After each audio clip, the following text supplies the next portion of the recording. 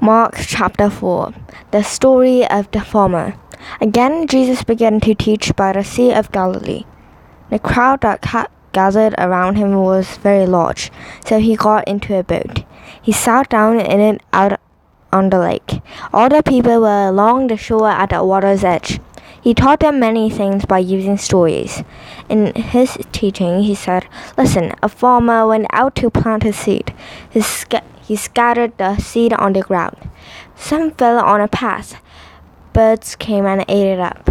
Some seed fell on the rocky places, where there wasn't much soil. The plants came up quickly because the soil wasn't deep. When the sun came, it burned the plants. They dried up because they had no roots. Other seed fell among thorns. The thorn grew up and crowded out the plants, so the plants did not bear grain. Still, other seeds fell on good soil. It grew up and produced a crop 30, 60, or even 100 times more than the farmer planted." Then Jesus said, "Those who have ears should listen." Later, Jesus was alone. The 12 asked him about the stories. So did the others around him. He told them, "The secret of God's kingdom has been given to you. But to outsiders, everything is told by using stories. That way, they will see but never know what they are seeing. They will hear but never understand. Otherwise, they might turn and be forgiven." Isaiah chapter 6, verse 9 and 10. Then Jesus said to them, "Don't you understand this story? Then how will you understand any stories of this kind? The seed the farmer plants is God's message. What is seed scattered on a path like? The message is planted. The people hear the message. Then Satan comes. He takes away the message that was planted in them. And what is seed scattered on rocky places like? The people hear the message. At once they receive it with joy, but they have no roots, so they last only a short time. They quickly fall away from the faith when trouble or suffering comes because of the message. And what is seed scattered among thorns like?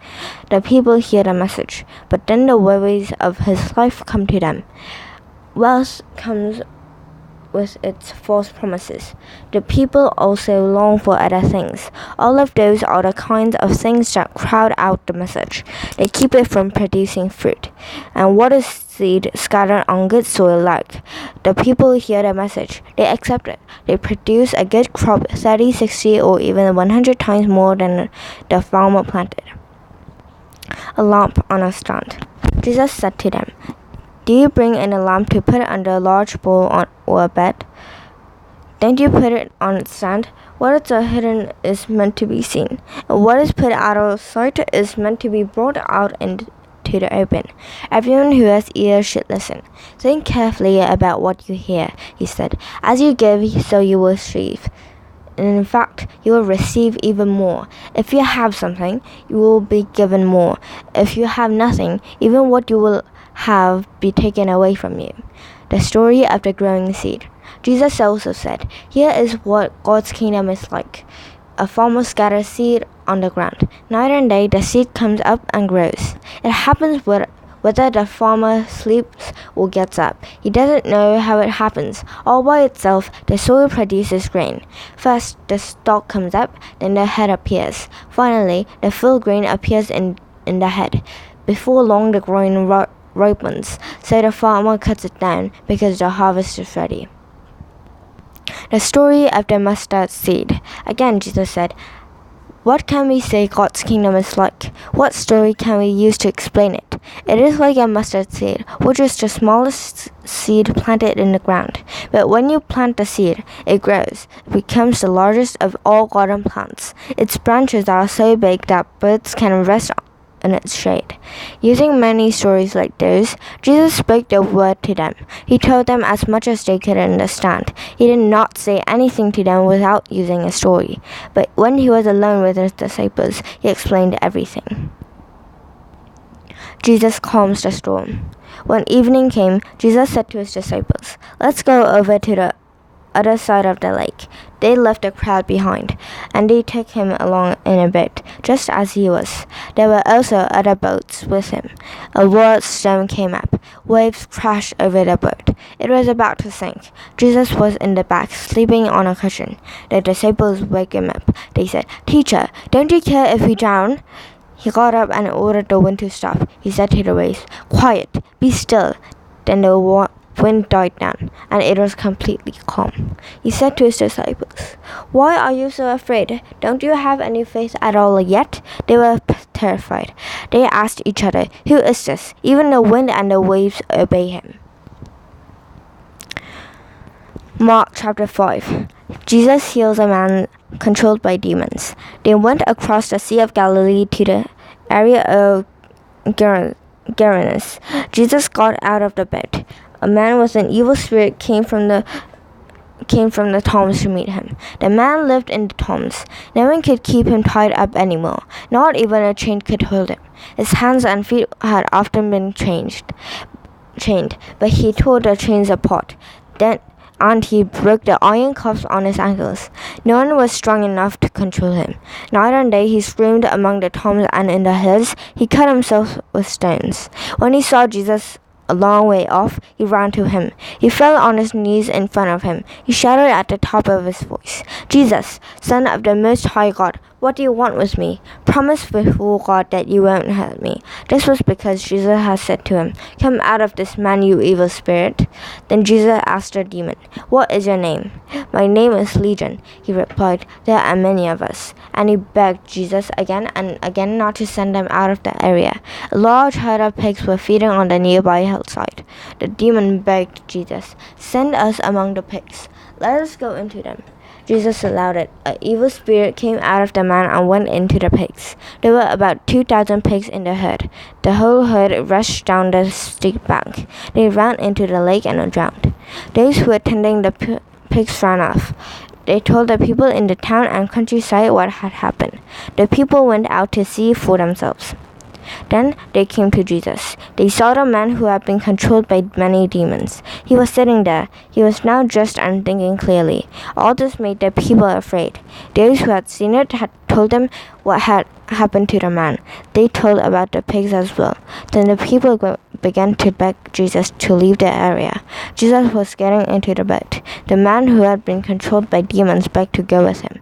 Jesus did not let him. He said, "Go home to your family. Tell them how much the Lord has done for you. Tell them how kind he has been to you." So the man went away in the area known as the 10 cities. So he began to tell how much Jesus had done for him, and all the people were amazed. A dying girl and a suffering woman. Jesus went across the Sea of Galilee in a boat. It landed at the other side. Then a large crowd gathered around him. Then a man named Jairus came. He was the synagogue ruler. Seeing Jesus, he fell at his feet. He begged Jesus, "Please come. My little daughter is dying. Please place your hands on her, heal her. Then she will live." So Jesus went with him. A large group of people followed. They crowded around him. A woman was there who had sickness that made her bleed. It had lasted for 12 years. She had suffered a great deal, even though she had gone to many doctors. She had spent all the money she had, but she was getting worse, not better. Then she heard about Jesus. She came up behind in the crowd and touched his clothes. She thought, "I just need to touch his clothes, then I will be healed." Right away, her bleeding stopped. She felt in her body that her suffering was over. At once, Jesus knew that power had gone out from him. He turned around in the crowd. He asked, "Who touched my clothes?" "You see the people," his disciples answered. "They are crowding against you, and you still ask, 'Who touched me?'" But Jesus kept looking around. He wanted to see who had touched him. Then the woman came and fell at his feet. She knew what had happened to her. She was shaking with fear, but she told him the whole truth. He said to her, "Dear woman, your faith has healed you. Go in peace. You are free from your suffering." While Jesus was speaking, some people came to the house of Jairus. He was the synagogue ruler. "Your daughter is dead," they said. "Why bother the teacher anymore?"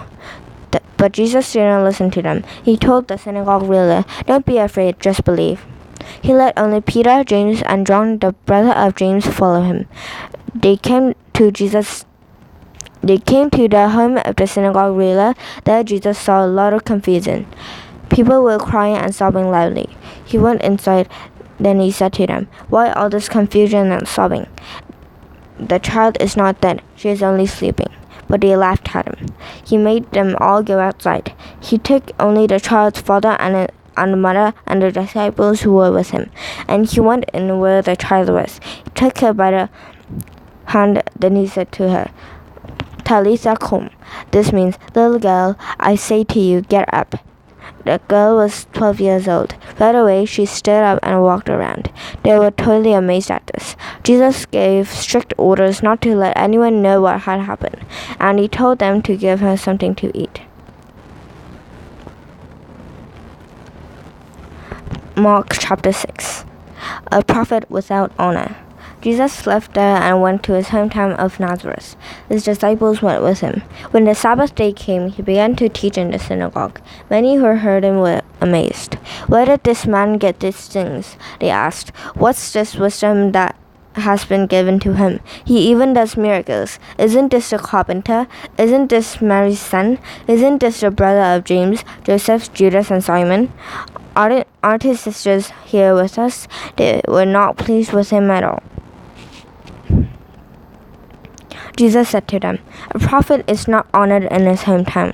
He doesn't receive any honor among his relatives, and he doesn't receive any in his own home." Jesus laid his hands on a few sick people and healed them, but he could not do any other miracles there. He was amazed because they had no faith. Jesus went around teaching from village to village. Jesus sent out the 12 disciples. He called the 12 to him. Then he sent them out 2 by 2. He gave them authority to drive out evil spirits. Here were his orders. "Take only a walking stick for your trip. Do not take bread or bag.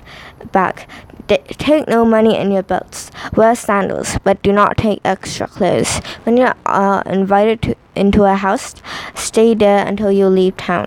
Some places may not welcome you or listen to you. If they don't, shake the dust off your feet when you leave. There will be a witness against the people living there." They went out, and they preached that people should turn away from their sins.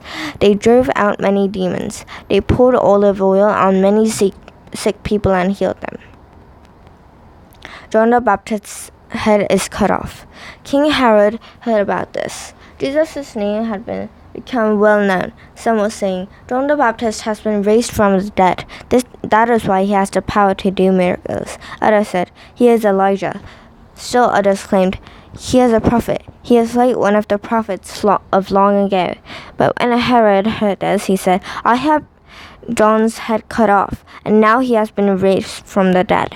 In fact, it was Herod himself who had given orders to arrest John. He had him tied up and put in prison. He did this because of Herodias.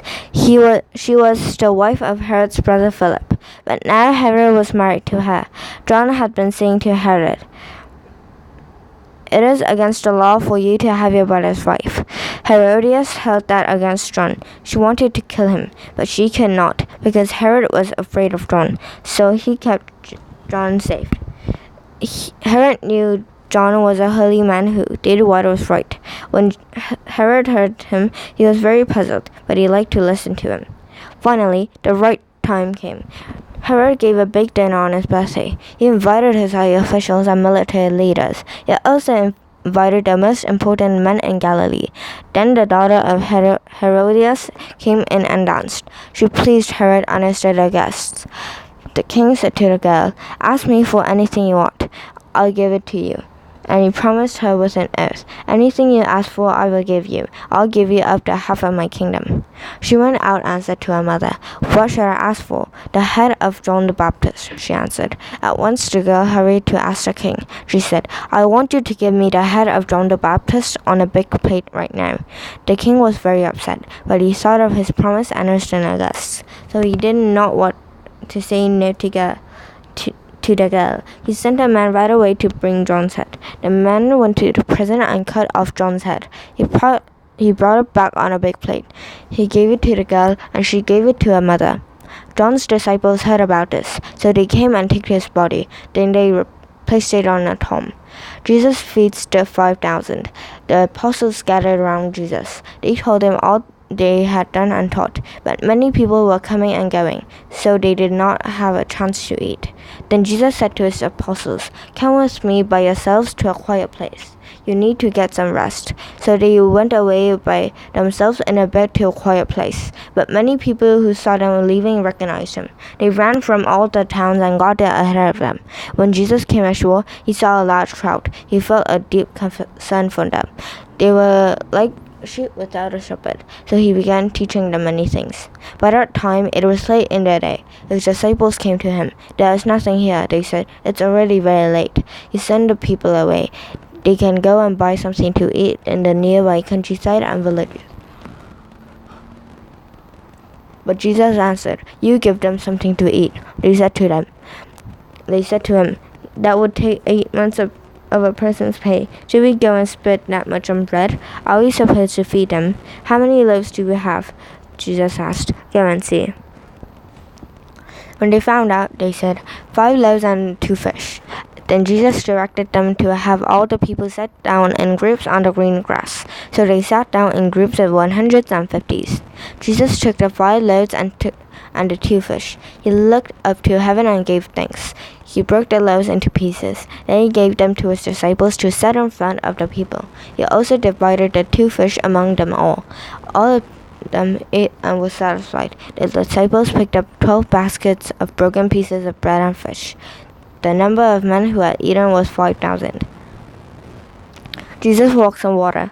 Right away, Jesus made his disciples get into the boat. He had them go on ahead of him to Bethsaida. Then he sent the crowd away. After leaving them, he went up on a mountainside to pray. When evening came, the boat was in the middle of the Sea of Galilee. Jesus was alone on land. He saw the disciples pulling hard on the oars. The wind was blowing against them. Early in the morning, he went out to them. He walked on the lake. When he was about to pass by them, they saw him walking on the lake. They thought he was a ghost. They cried out. They all saw him and were terrified. Right away, he said to them, "Be brave. It is I. Don't be afraid." Then he climbed into the boat with them. The wind died down, and then they were completely amazed. They had not understood about the loaves. They were stubborn. They crossed over the lake and landed at Gennesaret. Then they tied up the boat. As soon as Jesus and his disciples got out, people recognized him. They ran through that whole area to bring with him those who were sick. They carried them on mats to where they heard he was. He went into villages, the towns, and the countryside. Everywhere he went, the people brought the sick to the marketplace. Those who were sick begged him to let them touch just the edge of his clothes, and all who touched them were healed. Mark chapter 7. What makes people unclean? The Pharisees gathered around Jesus. So did some of the teachers of the law. All of them had come from Jerusalem. They saw some of his disciples eating food with unclean hands. That means they were not washed. The Pharisees and all the Jews do not eat unless they wash their hands to make them pure. That's what the elders teach. When they come from the marketplace, they do not eat until they wash, and they follow many other teachings. For example, they wash cups, pitchers, and kettles in a special way. So the Pharisees and the teachers of the law questioned Jesus. "Why don't your disciples live by what the elders teach?" They asked. "Why do they eat their food with unclean hands?" He replied, "Isaiah was right. He prophesied about you people who pretend to be good. He said, 'These people honor me by what they say, but their hearts are far away from me. Their worship doesn't mean anything to me. They teach nothing but human rules.'" Isaiah chapter 29 verse 13. You have let go of God's commands, and you are holding on to the teachings that men have made up. Jesus said to them, "You have a fine way of setting aside God's command. You do this so you can follow your teachings." Moses said, "Honor your father and mother." Exodus chapter 20 verse 12. Deuteronomy chapter 5 verse 16. He also said, "If anyone calls down a curse on his father or mother, he will be put to death. Exodus chapter 21 verse 17, Leviticus chapter 20 verse 9. But you allow people to say to their parents, any help you might have received from us is Korban. Korban means a gift set apart for God. So you no longer let them do anything for the parents. You make the word of God useless by putting your own teaching in its place.